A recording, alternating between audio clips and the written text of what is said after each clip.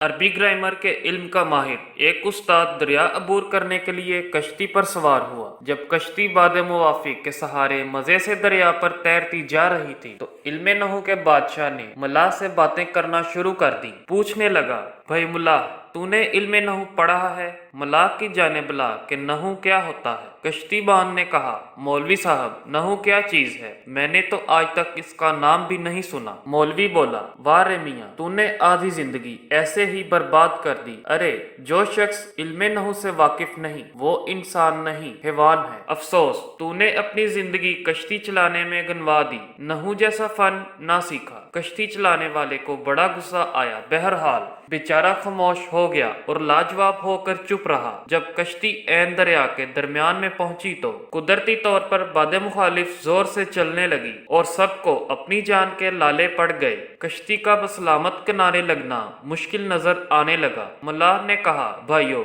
کشتی بھنور میں پھنس چکی ہے، تیر کر پار ہونے کے لیے تیار ہو جاؤ۔ ملاح نے اس وقت علم نحو کے ماہر استاد سے کہا، اب اپنے فن سے کچھ کام لیجئے، کشتی غرق ہونے والی ہے۔ حضور اس وقت خاموش رہے۔ اس وقت نحو کیا کام دیتا؟ پھر کشتی بان نے کہا، اس وقت نحو کا کام نہیں، محو کا کام ہے۔ آپ کو تیرنا بھی آتا ہے یا نہیں؟ استاد صاحب نے جواب دیا، بالکل بھی نہیں۔ ملاح نے کہا، حضرت، پھر تو آپ کی ساری عمر برباد ہو گئی۔ دریا کا پانی مردہ کو اپنے سر پر رکھتا ہے اور زندہ غرق ہو جاتا ہے۔ اپنے آپ کو مٹانے اور فنا کرنے سے اللہ تعالیٰ کا راستہ طے ہوتا ہے۔ تکبر والے محروم اور غرق آب ہو کر ہلاک ہو جاتے ہیں۔ درس حکایت، غرور کا سر نیچا ہی ہوتا ہے۔ جزاک اللہ۔